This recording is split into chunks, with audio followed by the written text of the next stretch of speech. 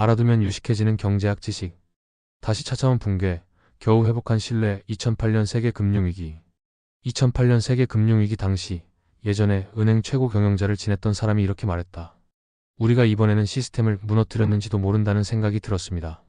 실제로 당시 금융위기는 1929년의 대폭락 이후로 세계 경제 시스템 전체를 무너뜨릴 수 있는 잠재력을 지닌 첫 번째 사건이었다. 미국에서는 주가가 78%나 폭락했는데 시장이 최고점에서 최저점으로 약 90%나 폭락했던 1929년과 비교해 조금 못 미친 값이었다. 역사적인 유래로 따져봤을 때 약 80년의 시간이 지나 발생한 세계 금융위기는 2009년의 대침체로 이어졌다. 그러나 정책 이반자들은 1929년의 대폭락이 주는 교훈을 학습함으로써 대침체가 대공황으로 이어지는 것을 막을 수 있었다. 기술적인 정의에 따르면 경기 침체는 경기 위축이 두 개 분기에 걸쳐서 나타나는 것을 말한다. 공황은 이보다 훨씬 더 심각하다. 다수의 경제학자는 이렇게 말한다. 경기 침체는 당신의 이웃이 직장을 잃는 것을 의미한다. 공황은 당신이 직장을 잃는 것을 의미한다. 세계 금융위기의 신호탄, 리먼 브러더스의 파산. 2008년 9월 15일 월요일, 1930년대 이후로 월스트리트에서 가장 중대한 날에 투자은행 리먼 브라더스가 파산 신청을 했다. 리먼이 대규모 레버리지를 활용해 모기지 시장에서 활동하는 그림자, 금융기관들의 거미줄처럼 얽히고 설켜 있는 망의 한 부분이었다는 사실이 분명해질 것이다. 여기서 그림자 금융은 공식적인 은행 부문 밖에서 이루어지는 금융 거래를 망라한다. 투자은행은 대체로 모기지 대부업체의 최전선에 있는 것으로 여겨지지는 않지만 리먼은 브로커 딜러 역할을 한 것을 포함해 그 밖의 금융 활동을 통해 모기지 시장에 깊숙이 관여했다. 리먼은 환매 조건 무채권 시장에서 차입자와 투자자를 연결하는 역할을 했다. 이 시장에서는 현금이 남아도는 금융회사가 유동성이 필요한 금융회사의 차용증서를 사들이는데 이것이 실제로는 남아도는 현금을 은행보다 이자를 더 많이 주는 다른 금융회사에 빌려주는 것이 된다. 이 금융회사들은 대출 보증을 위해 모기지를 담보로 제공했다. 이런 거래는 소량의 담보에 기초에 다량의 채권을 창출했다. 미국에서는 담보의 140%로 제한되었지만 영국에서는 상한이 없었다. 따라서 미국과 유럽의 은행들은 런던에서 거래를 하면 많은 경우 레버리지를 최대 400%까지 활용할 수 있었다. IMF는 이런 방식으로 약 4조 5천억 달러의 추가 부채가 발생한 것으로 추정했다. 이렇게 주택 가격의 폭락이 은행 위기로 이어졌다. 주택 시장이 무너지면서 은행이 확보한 담보물은 그 가치를 잃었고 이런 담보물이 보증하던 엄청난 규모의 부채가 지속 가능하지 않은 상황에 처했다. 리먼은 투자은행 중에서도 레버리지를 많이 활용한 축에 속했다. 리먼이 2008년 9월 파산 신청을 했을 때 리먼이 했던 브로커 딜러의 역할은 금융시장 전체에 충격을 주었으며 거의 한 세기 만에 최악의 체계적인 은행 위기를 촉발했다. 모기지의 증권화 리스크의 구조화. 이 정도 규모의 위기에서 당연히 예상할 수 있는 것처럼 그 뿌리는 수십 년 전으로 거슬러 올라간다. 다른 국가들과 달리 미국의 모기지 시장은 다수의 정부 기관으로부터 지원을 받는다. 미국 정부는 1938년과 1970년에 각각 페니메이 연방주택저당공사와 프레디맥 연방주택금융저당공사를 설립, 모기지를 저렴하게 제공해서 미국인들이 주택을 어렵지 않게 소유할 수 있도록 했다. 페니메이는 주택 구매자에게 직접 대출을 제공하지 않고 상업은행을 통해 모기지를 구매하는 식으로 대부업체들을 위한 유통시장을 조성했다. 페니메이는 이런 구매를 통해 지급 능력이 있다고 여겨지는 프라임 차입자의 기준을 설정했다. 이 기준에서 벗어난 모기지는 서브프라임이라고 일컬었다.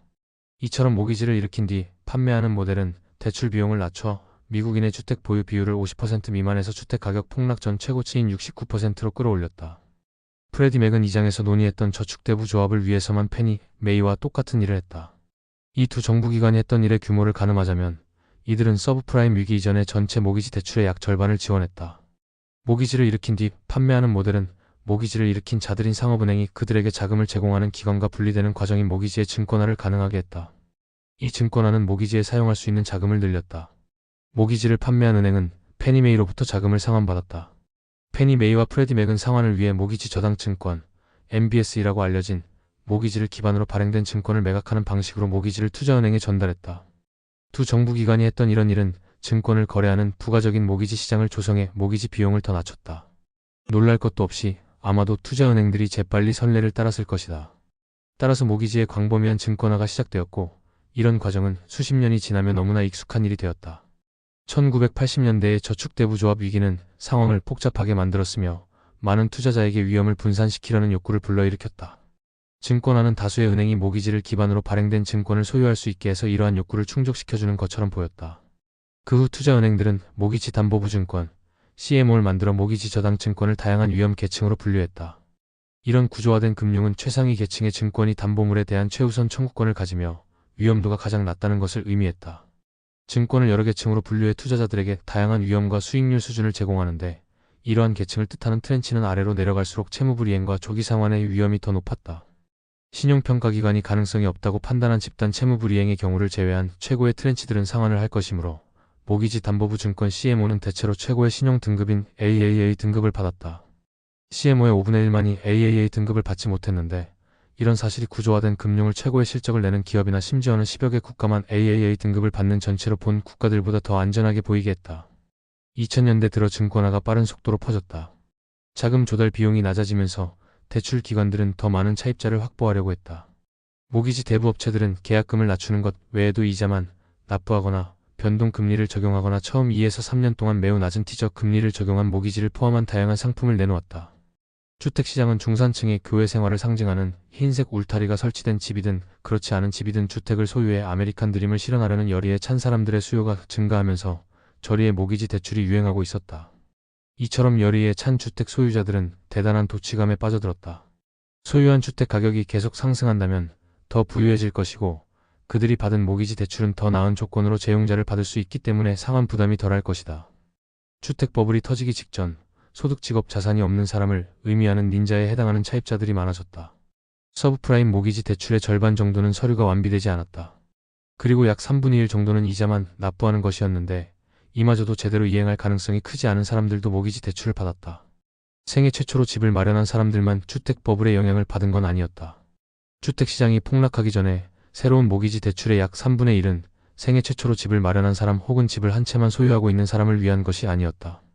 캘리포니아와 플로리다 같은 주요 버블주에서는 이런 비중이 거의 절반에 달했다. 도취감에 취해 주택시장을 바라보는 사람들은 1930년대 대공황 시기에 부동산 시장이 폭락했고, 필연적으로 바로 그 시기에 미국에서 체계적인 은행 붕괴가 마지막으로 발생했는데도 부동산 시장이 전국적으로 위축되는 일은 없으리라 믿었다. 다른 사람들은 주택 가격이 하락하더라도 주택시장 전체가 동시에 폭락하지는 않을 것이라고 믿었다.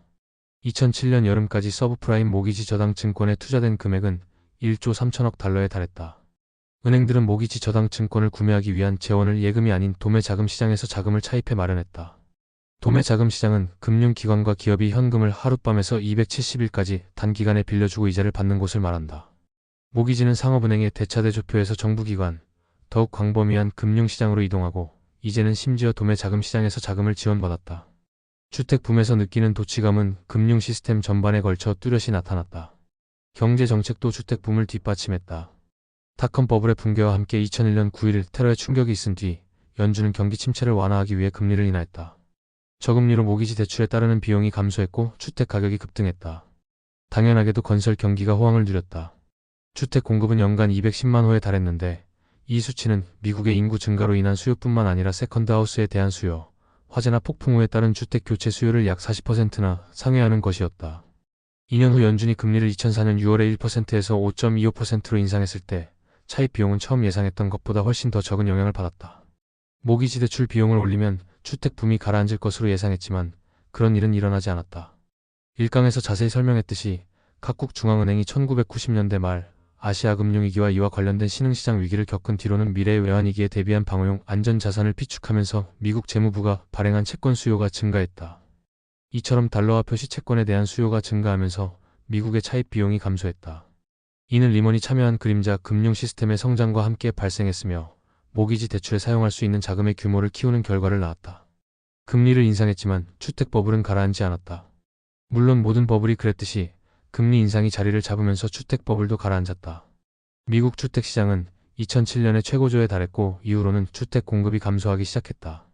주택시장이 위축되면서 GDP 성장률이 바로 급격하게 감소하지는 않았다고 하더라도 경제가 위축되며 주택 소유자들에게 미치는 영향은 극명하게 나타났다.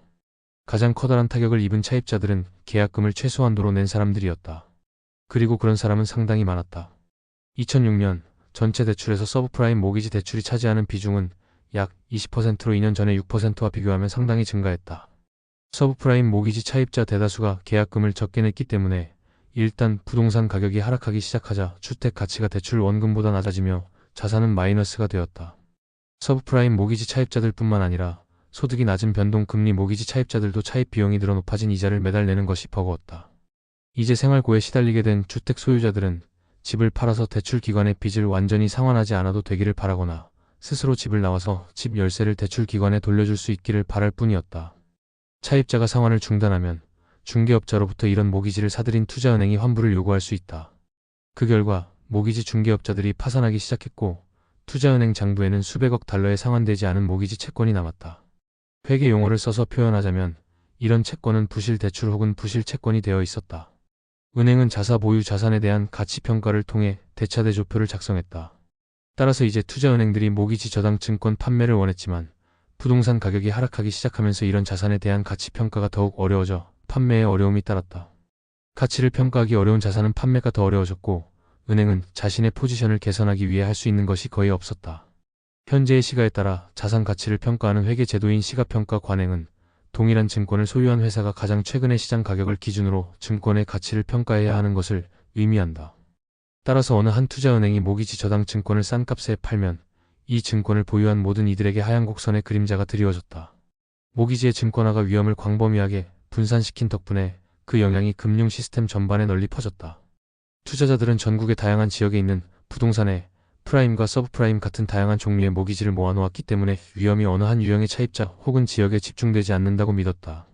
그러나 주택시장 전체가 무너지면 주택과 관련된 모든 자산이 가치를 잃고 증권화는 이에 따른 손실을 분산시키는 데 지나지 않는다. 모두 손실을 본 것은 아니었다. 도이체방크, JP모건, 골드만삭스와 다수의 헤지펀드사를 포함한 일련의 투자자들은 기본적으로 채무불이행에 대비한 일종의 보험으로 신용부도 스와프, CDS를 사들여 모기지 저당 증권에 대한 대규모의 숏 포지션을 축적했다. 그들은 주택 소유자들이 모기지 대출에 대한 채무를 이행하지 않을 것으로 예상했고 여기에 내기를 걸었다. 투자자들은 마이클 루이스의 저작 빅숏에서 묘사한 것처럼 예상이 현실이 되면서 엄청나게 많은 돈을 벌었다. 빅숏은 영화로도 제작됐는데 크리스찬 베일이 연기한 마이클 버리는 주택시장이 무너지는 쪽에 내기를 걸어 8억 2,500만 달러를 벌었다. 이번 불황이 미국에서만 감지된 것은 아니었다. 외국인 투자자들이 증권화된 전체 모기지의 약 4분의 1을 보유했다. 중국은 페니 메이와 프레디 맥이 발행한 증권의 가장 큰 투자자였다. 외국인 투자자들이 보유한 1조 7천억 달러 중 중국의 투자자들이 약 3분의 1을 차지했는데 주로 페니 메이와 프레디 맥이 발행한 비교적 안전한 모기지 저당 증권을 보유했다. 이와는 대조적으로 유럽의 투자자들은 위험 자산을 보유했지만 전체의 3분의 1에는 미치지 못했다. 유럽의 일부 은행들이 미국의 은행들처럼 행동한 사실이 분명하게 드러나면서 미국 서브프라임 위기는 세계 전역으로 확산되었다. 이상으로 지금까지 다시 찾아온 붕괴, 겨우 회복한 신뢰의 2008년 세계 금융위기 일이었습니다.